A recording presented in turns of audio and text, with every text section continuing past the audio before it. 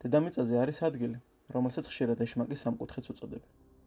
ადგილი, სადაც უკვალოდ გამქრალა ასობით გემი და თვითმფრინავი, ზოგჯერ იდეალურ ამინდშიც კი, ყოველგვარი სიგნალის და გაფრთხილების გარეშე. ეს არის ბერმუდის სამკუთხედი. რეალური იდუმალება თუ უბრალოდ მითი, რომელიც მედიამ და ადამიანურმა შიშებმა შექმნა.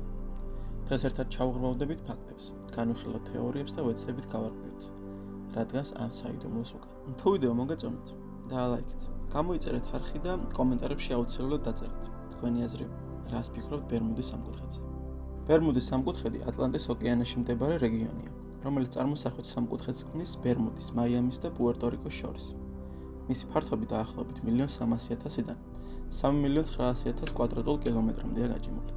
ტერმინი ბერმუდის სამკუთხედი პირველად ფართოდ გავრცელდა 1964 წელს, როდესაც მწერალმა ვინსენტ გადისმა ჟურნალ არგოში გამოაქვეყნა სტატია ამ საიდუმლო გაუჩინარებების შესახებ. ამერიკის შეერთებული შტატების საზღვაო ძალების ციკლოპები. ამერიკული ფოლადის სატვირთო გემი, რომელიც 306 კაცით მიცურავდა, უკვალოდ გაუჩინარდა ყოველგვარი საავარიო სიგნალების გარეშე. ყველაზე შოკისმომგვრელი კი ის არის, რომ დღემდე ვერ აღმოაჩინეს ვერც ეკიპაჟი და ვერც გემის ნამსხვრევები. ფრენა ნომერი 19. 5 ამერიკული სამხედრო ბომბდამშენი სავარჯიშო ფრენის დროს უკვალოდ გაუჩინარდა. პილოტები რადიოში ასე საუბრობდნენ. ყველაფერი უცნაურად გამოიყურება. დასავლეთს ვერ პოულობთ. რაღაც რიგზე არ არის. მაგრამ ისტორია აქ არ დასრულებულა. მათ საძებნად გაგზავნილი სამაშველო თვითმფრინავის გაქრა. იმ დღეს 27 ადამიანი უკვალოდ დაიხარა. დუგლას DC-3 სამოქალაქო თვითმფრინავი, რომელიც კუბიდან მაიამისკენ მიფრინავდა, 32 ადამიანთან ერთად უკვალოდ გაუჩინარდა. პილოტის ბოლო სიტყვები იყო: ჩვენ მაიამის უახლოვდებით. ამის შემდეგ რადიო ჩანაწერი დასრულდა და თვითმფრინავი აღარასოდეს გამოჩენილა. მაგნიტორი ანომალიები. ზოგიერთი მკვლევარი თვლის, რომ ბერმუდის სამკუთხედი ერთ-ერთია იმ იშვიათ ადგილთაგან, სადაც მაგნიტური ჩრდილოეთი ემთხვევა გეოგრაფიულ ჩრდილოეთს. ეს კი კომპასებს აბნევს და დეზორიენტაციას იწვევს. მეთანის ჰიდრატების ამოფრქვევა. ერთ-ერთი თეორიის მიხედვით, ზღვის ფსკერზე დაგროვილი მეთანის ბუშტები შეიძლება მოულოდნელად ამოიფრქვეს.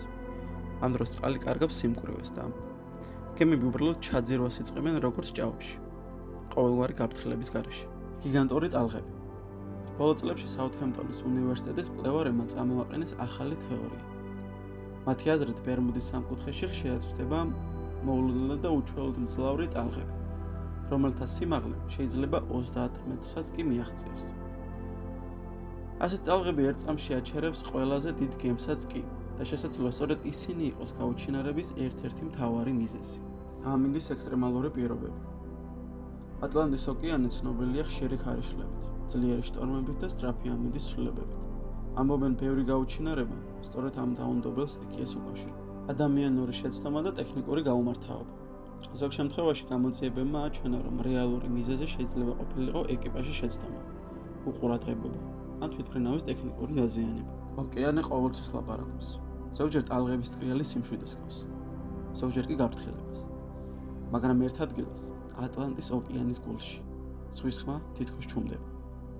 იქ, სადაც კომპასებიც აღარავის ემორჩილებიან, სადაც გემები ქრებიან ყოველგვარი კვალის გარეშე. ეს არის ბერმუდის სამკუთხედი. ადგილი, სადაც რეალობა და ილუზია ერთმანეთს ეჯახება.